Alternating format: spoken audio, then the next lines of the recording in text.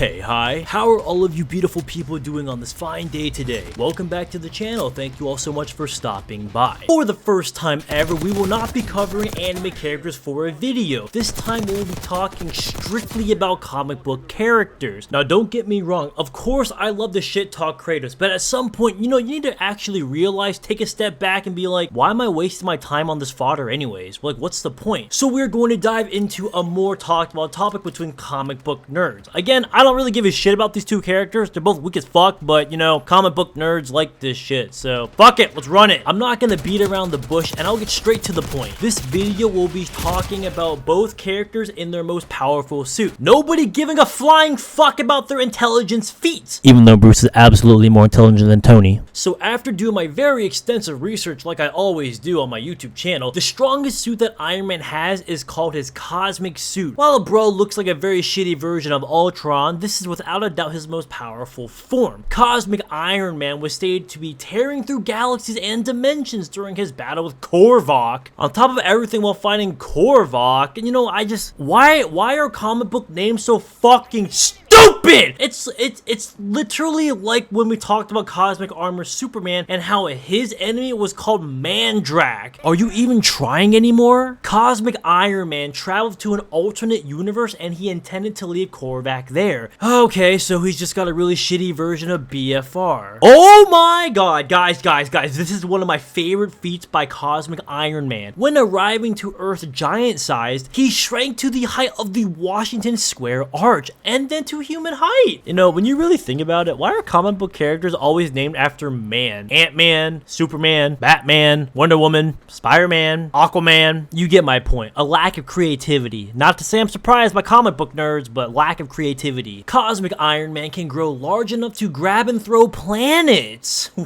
Wow!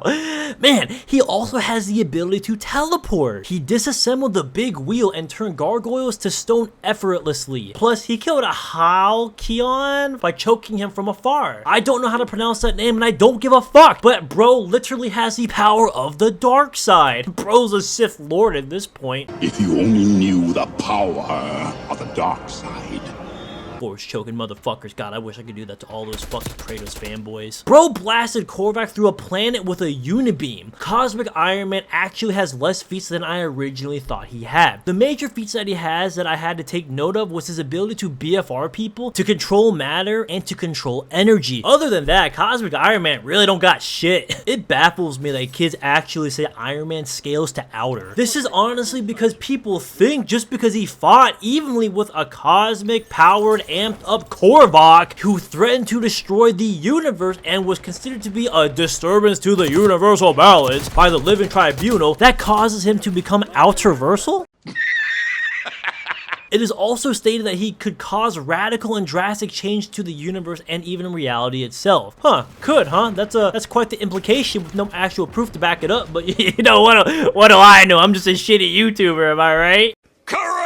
Keep in mind that the Living Tribunal is only 16 deep, but sure, outerversal, whatever helps you monkeys sleep at night. Yeah, Batman had the Hellbat armor, and yes, that made him quite powerful in his respected verse. But even beyond that, he had access to the Mobius chair, and even then, he wasn't still in his most powerful suit, because it's a chair, it's not a suit. In Batman's God suit, he was able to, or capable of allowing its user to see into, but also changing the people's minds. Independent of any life form size, the final god Batsuit can change the minds down to a cellular level. This motherfucker can rewrite cell by cell to change the view of whoever he wants. While he was fighting the Justice League, his god suit was capable of adapting to whatever he needs. Due to the Bat God suit, he most likely had all the abilities of the Justice League and probably more. Yes, it was made with the Justice League in mind, and yes, it was not designed to fight Cosmic Iron Man, but let's be real, it really wouldn't matter. Batman's God suit is known as the greatest seat of power in existence, and possibly or imply that it could